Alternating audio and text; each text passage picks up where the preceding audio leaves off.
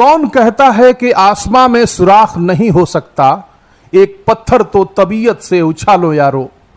कुछ ऐसा ही कारनामा कर दिखाया है सीवान जिले के उखई गांव की पुष्पांजलि कुमारी ने।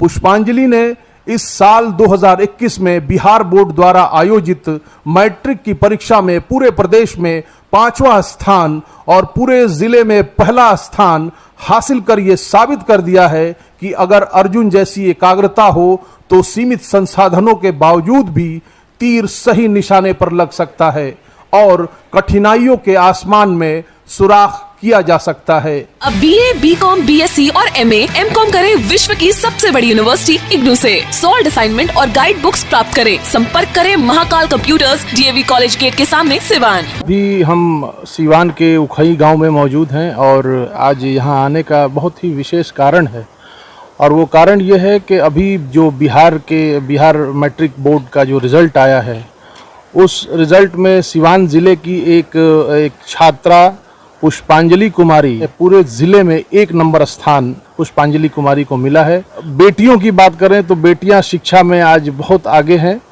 पढ़ाई लिखाई में बहुत आगे हैं। आज हमारे सिवान ज़िले के लिए गौरव की बात है कि पुष्पांजलि कुमारी पूरे सिवान में पहला स्थान, पहला रैंक मिला है इनको और पुष्पांजलि कुमारी हमारे साथ मौजूद हैं।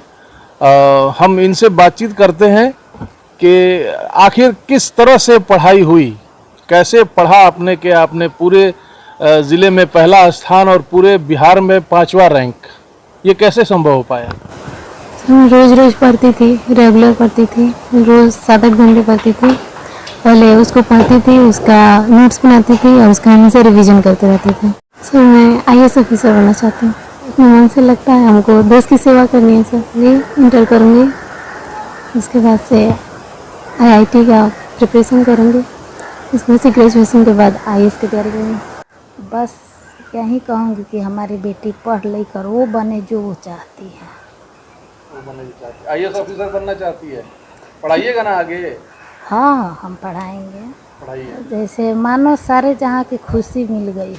आपको बता दें कि 6 सदस्यों वाले पुष्पांजलि के परिवार में कमाने वाले मात्र एक सदस्य उसके पिता ही हैं, जो गुजरात में रहकर मजदूरी पर पेंटिंग का काम करते हैं।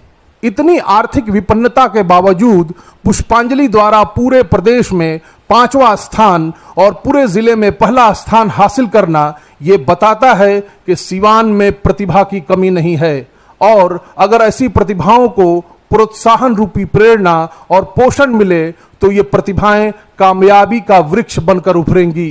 पुष्पांजलि को पढ़ाने वाले शिक्षक उमा शंकर शाह कुछ ऐसा ही कहते हैं। जिस दिन मेरी छात्रा पुष्पांजलि का रिजल्ट आया उस दिन तो मुझे खुशी का ठिकाना न था और मैं काफ़ी गौरवान्वित भी हुआ, बहुत बेहद खुशी भी हुई और वैसे उसके विलक्षण प्रतिभा को देखकर मैं पढ़ाता था तो अवलोकन करता था।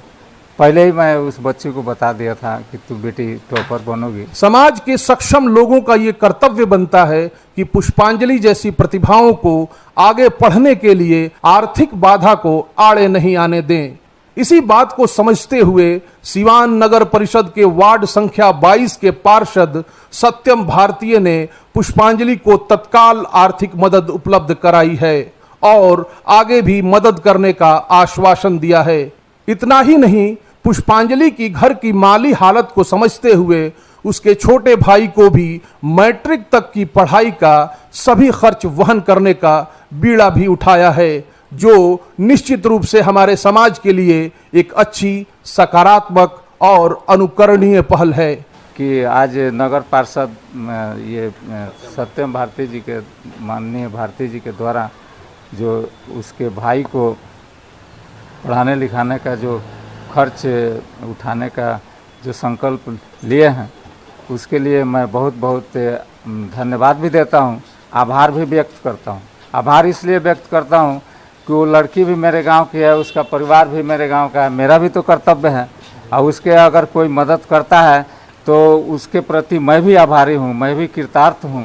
मेरी पहल सिर्फ इस बच्चे और बच्ची तक सीमित नहीं है, मैं आपके चैनल के माध्यम से ये भी बताना चाहता हूँ कि मैंने आज प्रधानाध्यापक महोदय जी से ये भी बोला और भी शिक्षा जगत के लोगों से मैंने बोला है कि सिवान 38 जो नगर परिषद के क्षेत्र हैं उसके अंदर भी जो टॉप 10 या टॉप 20 किए हुए छात्र छात्राएं हैं उनको भी भविष्य में सम्मानित करने की योजना बना रहा हूँ।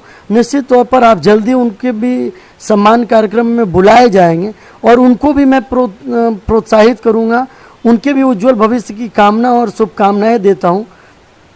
साथ ही साथ यह भी आपको बताना चाहता हूँ कि मैं जिस वार्ड का प्रतिनिधित्व करता हूँ, अभी कई लोगों को ये चीज़ें पता नहीं है क्योंकि मेरा मानना है कि दान गुप्त होता है, लेकिन आज चूँकि चीज़ें अगर बात चलिए तो मैं आपको बताना चाहता हूँ कि आज के भी दिन में जब हम आज यहाँ बैठ के आपके समक्ष बात कर रहे हैं तो मेरे वार्ड के 4 बच्चे का पठन पाठन का खर्च, यहाँ मेरे वार्ड में एक विद्यालय है उनके प्रधानाध्यापक को मैं हर महीने भेजता हूँ। समाज की गरीब प्रतिभाओं को उभारने के लिए और उन्हें सही अवसर उपलब्ध कराने के लिए समाज के सक्षम लोगों को निश्चित रूप से पुष्पांजलि जैसे नौनिहालों की मदद करनी चाहिए।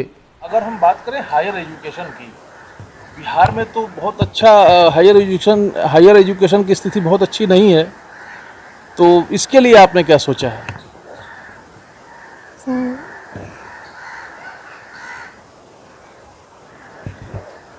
ये एक पॉज है, ये जो खामोशी है ये सच्चाई है। बिहार में टैलेंट की कमी नहीं है, कम संसाधन में भी हमारे यहाँ के छात्र छात्राएं बहुत अच्छा करते हैं और पूरे देश का नाम रोशन करते हैं, लेकिन एट द सेम टाइम एक मार्गदर्शन और एक गाइड की कमी होती है।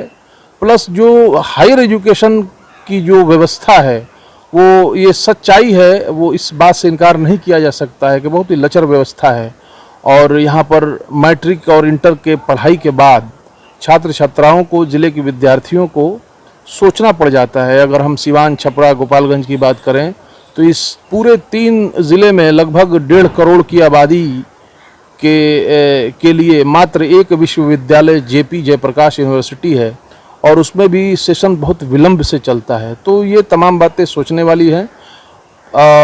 पुष्पांजलि कुमारी जैसे और भी जो स्टूडेंट्स हैं उनको भी इस कमी से दो चार होना पड़ता है। हम उम्मीद करते हैं कि तमाम कमियों के बावजूद जिस तरीके से पुष्पांजलि कुमारी ने पूरे बिहार में 5वां रैंक हासिल किया और पूरे ज़िले में पहला स्थान हासिल किया, हम शुभकामना देते हैं कि इसी तरीके से तमाम बाधाओं को पार करते हुए और इनका जो IAS ऑफिसर बनने का सपना है वो ज़रूर पूरा होगा।